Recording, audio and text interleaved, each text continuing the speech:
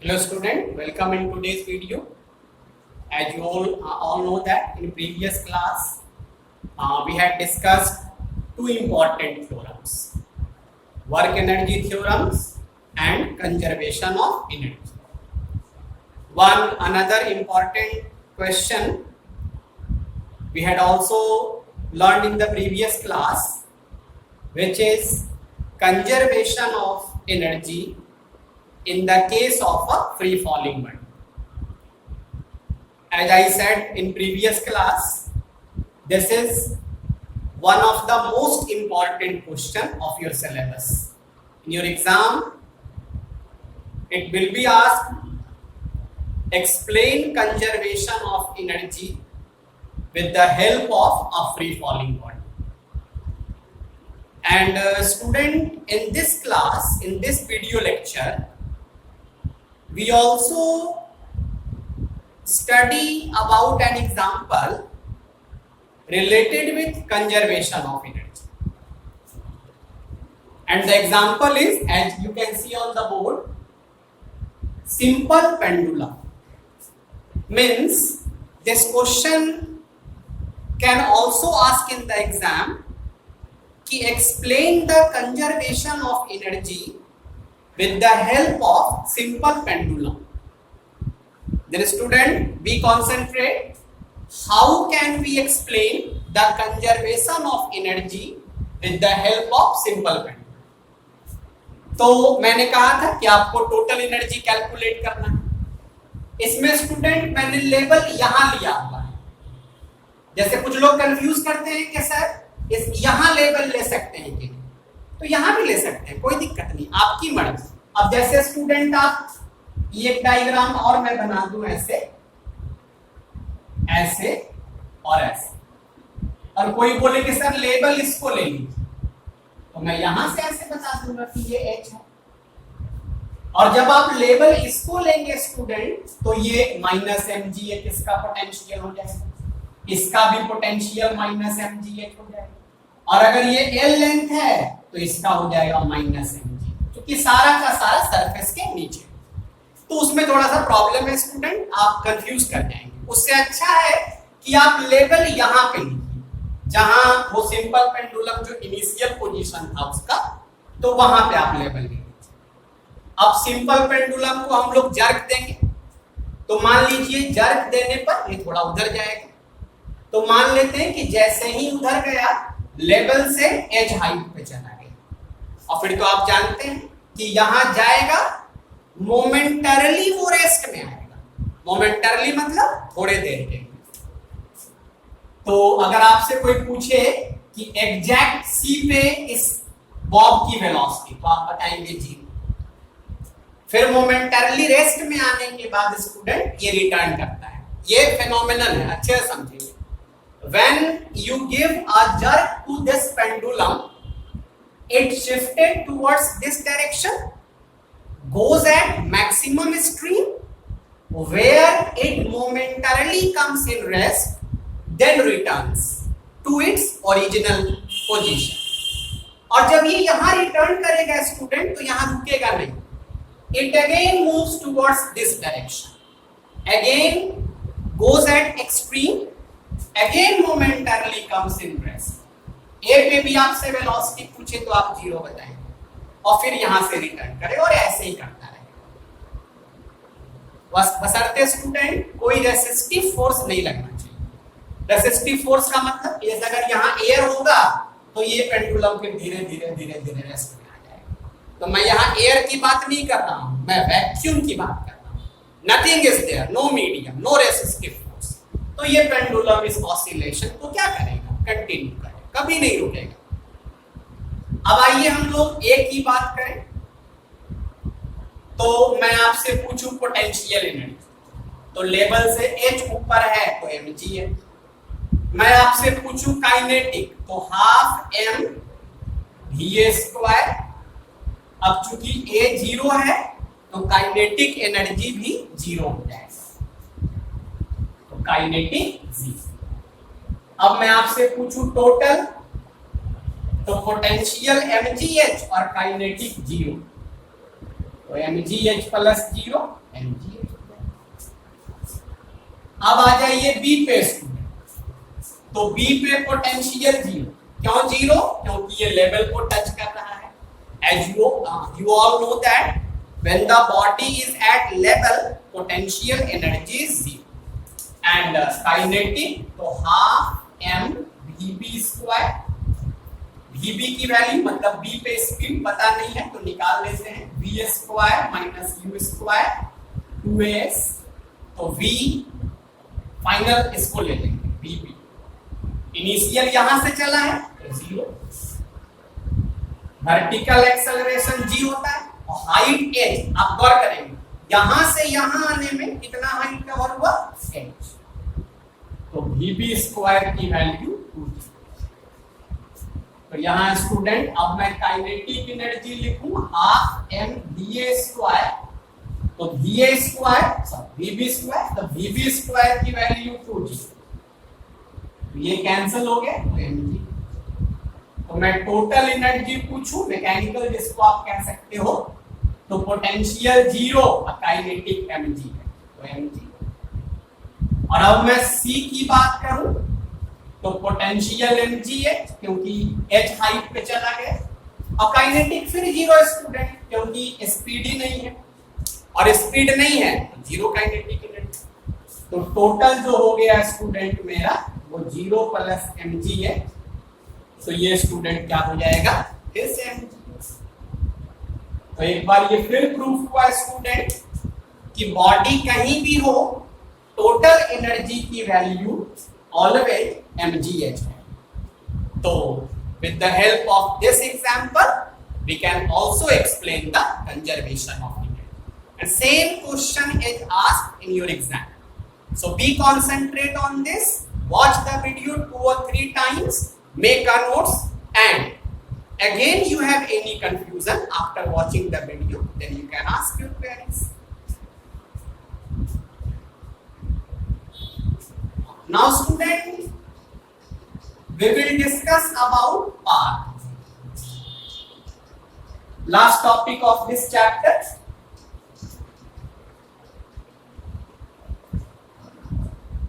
Then student, the definition of power is the rate of work done. Power is defined as the rate of work done, or you can say that work done per unit time, or you can say that the rate of consumption of energy, or you can say that energy consumption per unit time. These all are the definitions of power. Student, power explain that in how much time, how much work you do, कितने देर में आप कितना work करते हैं, that is your power. तो यहां देखिए लिखा हुआ है कि the rate of work done per unit time, यानी यूनिट टाइम मैंने बताया था कि अगर आप इंटरनेशनल सिस्टम में हैं तो यूनिट टाइम का मतलब 1 second. The rate of consumption of energy, वही बात है, आप जितना वर्क डन करेंगे या कोई भी तो उतनी एनर्जी भी कंज्यूम होगी, तो the rate of consumption of energy भी कह सकते हो, energy consumption per unit time. Student, power is denoted by P।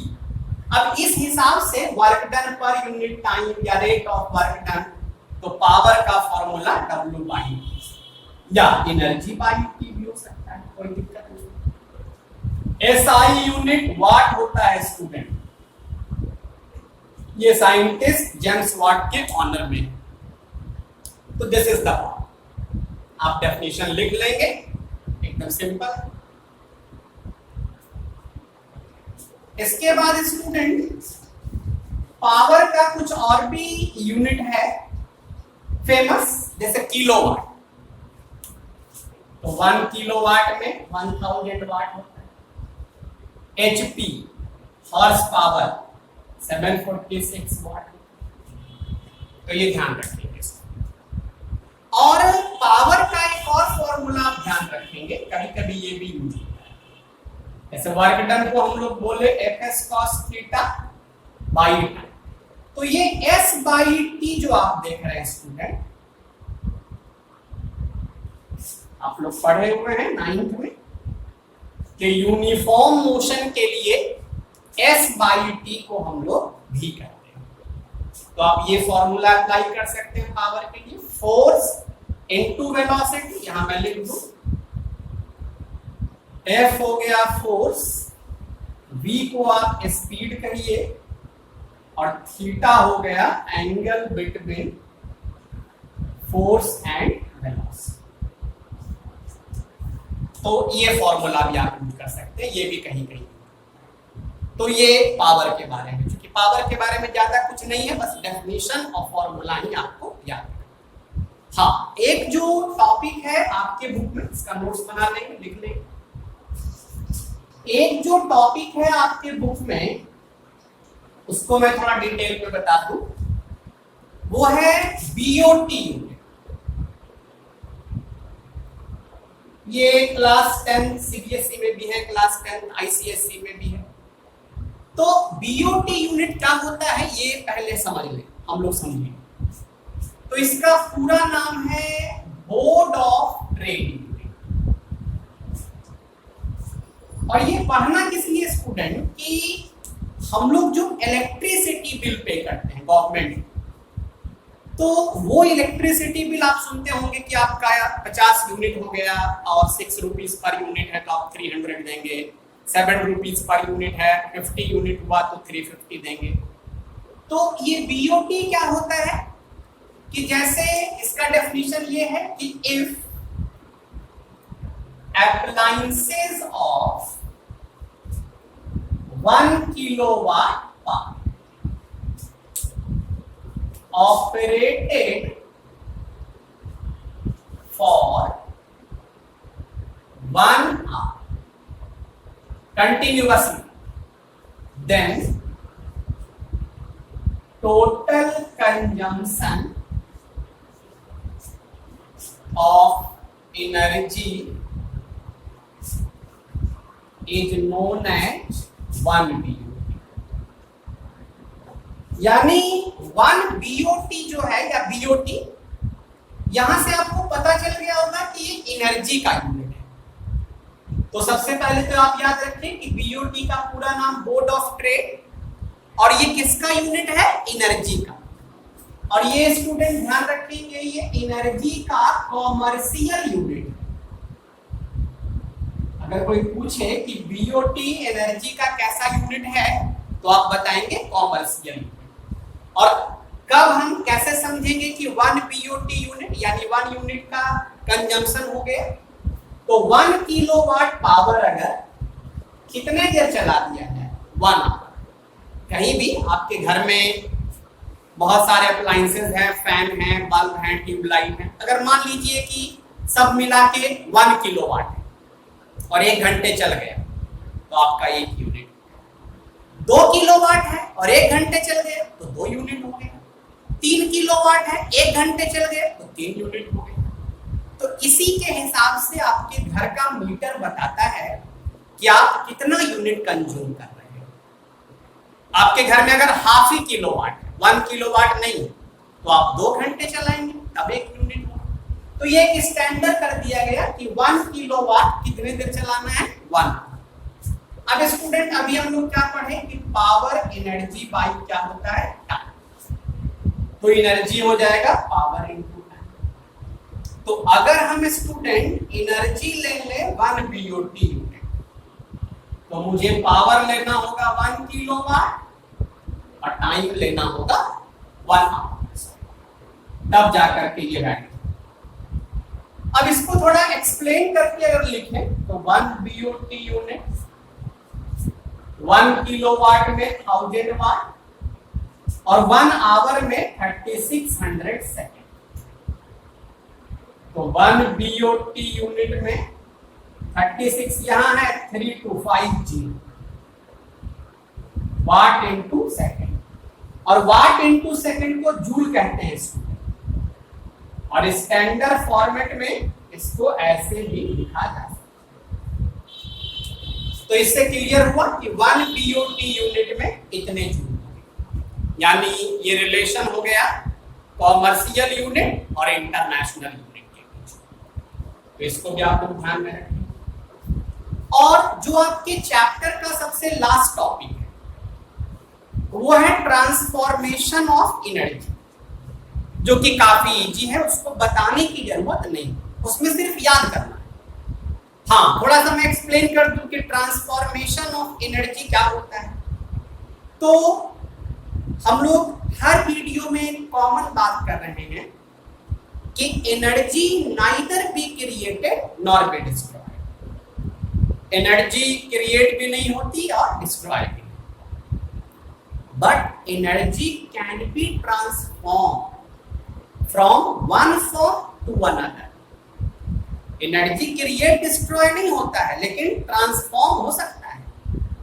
जैसे आपने कोयला जला दिया, क्या जलाया? कोयला, कोल। क्या हुआ? Chemical energy converted into heat energy.